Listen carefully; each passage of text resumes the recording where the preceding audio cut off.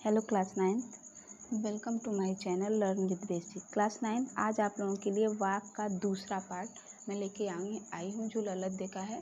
और इसका पहला पार्ट ललद्य का जीवन परिचय और उसमें एक पार्ट मैंने जोड़ा हुआ था, उसको आप लोग प्लीज़ पहले जाके देख लीजिए, तभी इसको ये समझ में आपको आएगा।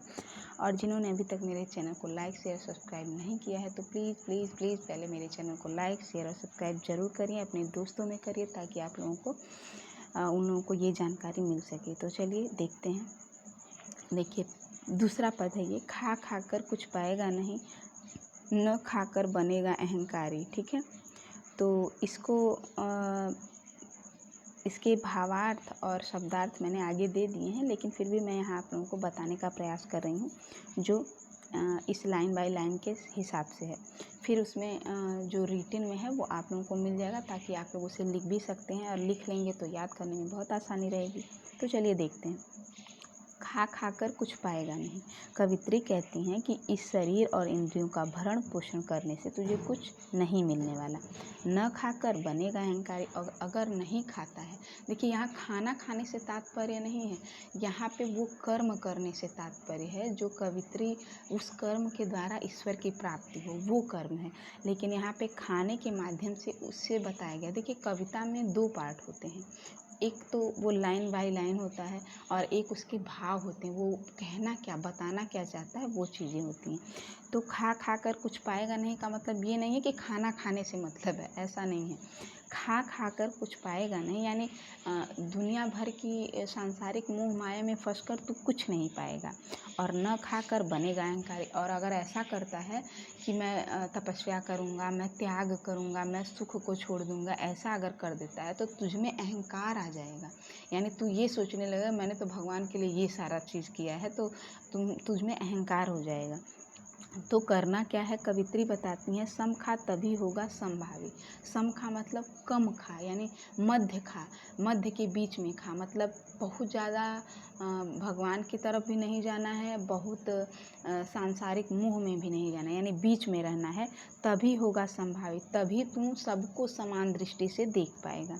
और खुलेगी सांकल बंद द्वार की, यानी अगर तू ऐसा कर लेता है, अगर तू अपने इंद्रियों को वश में कर लेता है और भेदभाव की भावना को समाप्त कर सकता है, तभी ईश्वर के बंद द्वारों की जंजीरें खुल सकेंगी और तुम्हें प्रभु की प्राप्ति हो जाएगी। ये इसका लाइन बाय लाइन अर्थ था। ठीक है, तो इसके लाइन बाय लाइन अर्थ को आप लोगों ने समझ लिया होगा। अब चलते हैं, देखते हैं इसके भावार्थ और शब्दार्थ क्या है। देखिए, यहाँ पे इसके भावार्थ हैं। शब्दार्थ है अहंकारी, का अर्थ है अभिमानी, घमंडी। सम का अर्थ है इंद्रियों का शमन करना, यानी इंद्रियों को वश में करना। समभावी मतलब क्या होता है, समानता की भावना रखना। और सांकल मतलब क्या होता है, जंजीर। ठीक है, और देखिए अब इसके अर्थ को भी आप लोग समझते चलिए। कवित्री मनुष्य को मध्यम मार्ग को अपनाने की सीख देती हुई कहती हैं कि हे मनुष्य, तुम इन संसार की भोग विलासिताओं में डूबे रहते हो, इससे तुम्हें कुछ प्राप्त होने वाला नहीं है। तुम इस भोग के खिलाफ यदि त्याग और तपस्या करते हो तो भी इससे कुछ होने वाला नहीं है, हैं? तो जीवन तुम्हारा अपना मतलब त्याग और तपस्या का जीवन अपनाओगे तो मन में अहंकार ही बढ़ेगा। तुम इनके बीच का मध्यम मार्ग अपनाओ, भोग त्याग सुख दुख के मध्य का मार्ग अपनाने से ही प्रभु प्राप्ति के बंदार खुलेगा और प्रभु से मिलन होगा। तो ये सिंपल सा इसका अर्थ है। आप लोग इसको अच्छे से लिख भी सकते हैं, या फिर इसको 2-3 बार अगर आप लोग रिपीट कर देते हैं तो मुझे नहीं लगता कि आप लोगों को फिर दोबारा इसको देखने की ज़रूरत पड़ेगी। ठीक है, तो आगे बढ़ते हैं। देखिए आगे क्या है, आगे यहाँ पे है, देख लीजिए। आई सीधी राह से गई न सीधी राह, सुषुम सेतु पर खड़ी थी बीत गया दिन आह। जीभ टटोली कौड़ी न पाई, माझी कूदूं क्या उतराई।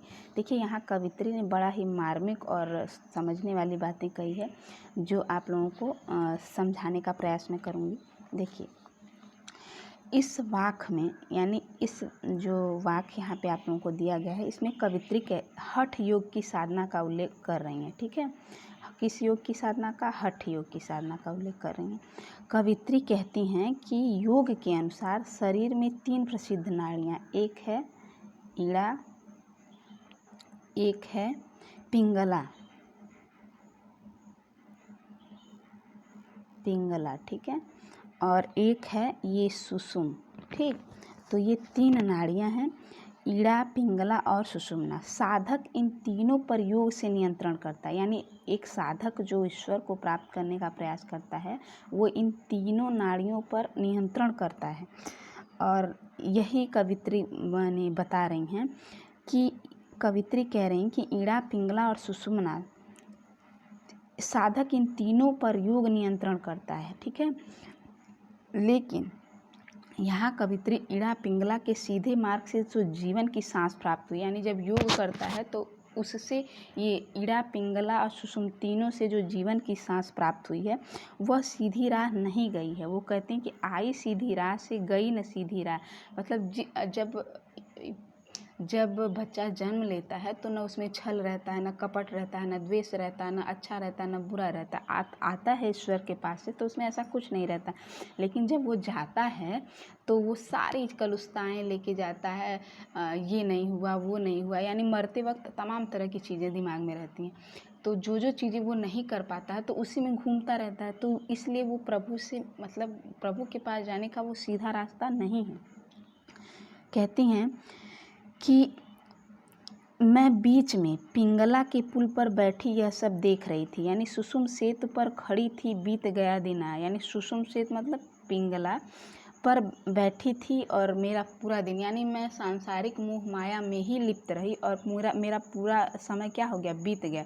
जब संसार में मनुष्य आता है तो इतने सांसारिक मोह माया में लिप्त हो जाता है कि उसे पता ही नहीं चलता कि अब मेरे मरने का समय आ गया है। वो उन्हीं में सब में उलझा रहता है, ठीक है। तो वही कहती हैं कि मैं उसी पुल पे तो खड़ी हूँ लेकिन बीत गया दिन आ।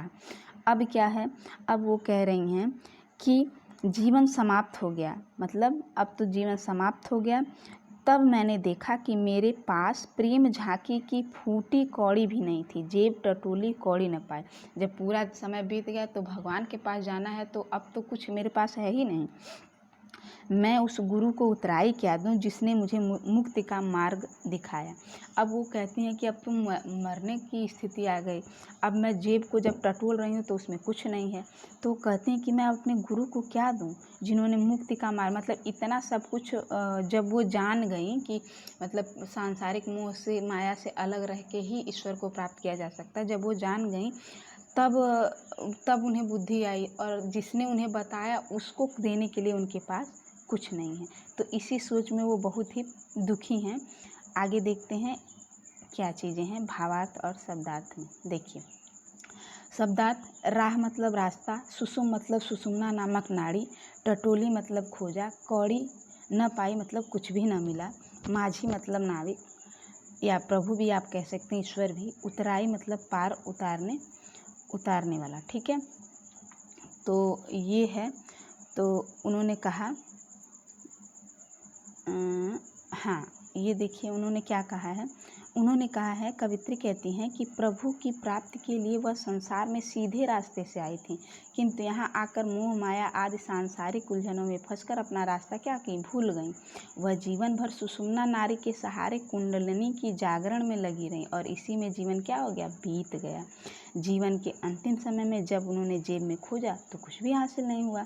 अब उन्हें चिंता सता रही है कि भव सागर से पार उतारने वाले प्रभु रूपी माझी को उतराई यानी किराया क्या देंगी, अर्थात वह जीवन में कुछ हासिल नहीं कर सकी। इसी चीज़ का उन्हें दुख है कि वो सांसारिक मोह माया में फंसी रहीं और प्रभु के लिए उन्होंने 1 मिनट का भी समय नहीं निकाला। तो उस दुख को वो यहाँ पे व्यक्त कर रही हैं, ठीक है। आगे देखिए, आगे है चौथा, ये लास्ट है, इसको भी आप लोग देखते चलिए। थल थल में बसता है शिव ही, भेद न कर क्या हिंदू मुसलमान, ज्ञानी है तो स्वयं को जान, वही है साहिब से पहचान। तो ये लास्ट इनके वाक्य का अर्थ मैं आप लोगों को बताना चाहूँगी। इन्होंने कहा है, जल हो या स्थल, जल थल थल में बसता है शिव। थल मतलब एक, थल का मतलब जल, एक थल का मतलब स्थल, ठीक है। तो थल थल में बसता है शिव, यानी जल हो या स्थल सर्वत्र एक ही ईश्वर निवास करता है। यहाँ पे इन्होंने बताने का प्रयास किया। भेद न कर क्या हिंदू मुसलमान, कहते हैं हिंदू मुसलमानों को उसमें भेद नहीं करना चाहिए, यानी कौन हिंदू है कौन मुसलमान है इसका भेद किसी को नहीं करना चाहिए।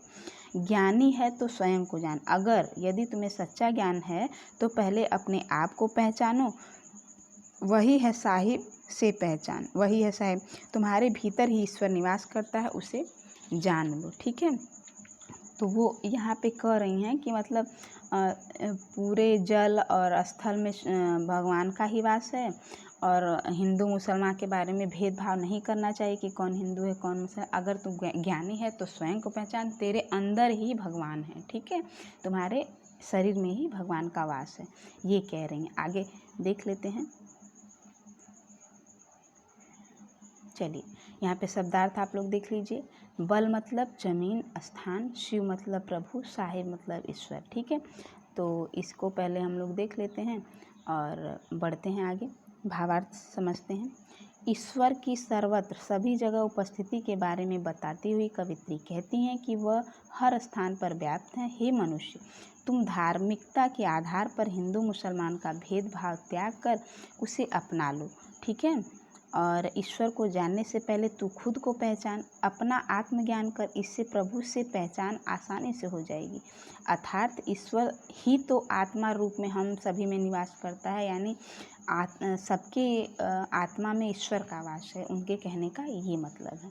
ठीक है, तो वीडियो पूरा देखने के लिए आप लोगों का बहुत बहुत धन्यवाद, और मेरे चैनल को आगे बढ़ाइए, सपोर्ट करिए, और लाइक शेयर और सब्सक्राइब करिए। ठीक है, तो मिलते हैं अगले नेक्स्ट वीडियो में, तब तक के लिए बाय बाय, थैंक यू।